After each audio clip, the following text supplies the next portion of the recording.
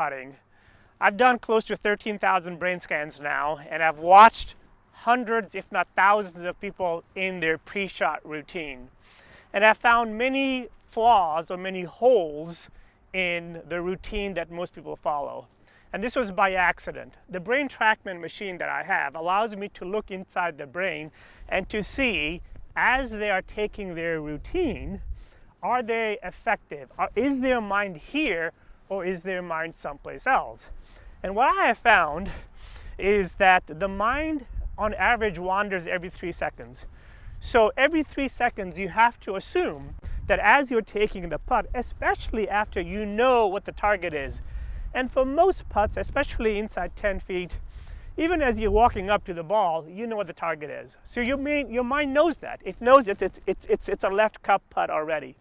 And so if you become a slave to your routine, you're basically going through the motions of it. You're trying to confirm everything.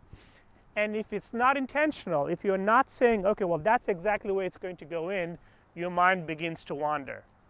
So I have become a fan or a proponent of not sticking to a routine, but instead sticking to a process. So what's the process?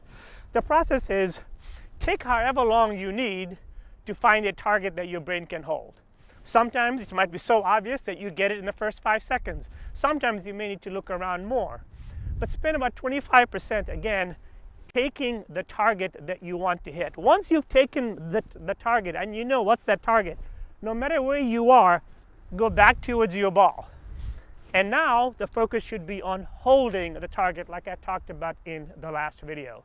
So my suggestion to you is acknowledge that we're all human beings and our mind wanders all the time, basically every 3 seconds.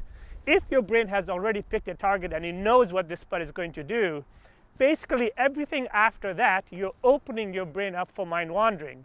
And when your mind wanders, then when you get back over here, because it's been wandering, it's much, much harder for you to get that target back and for you to hold that target.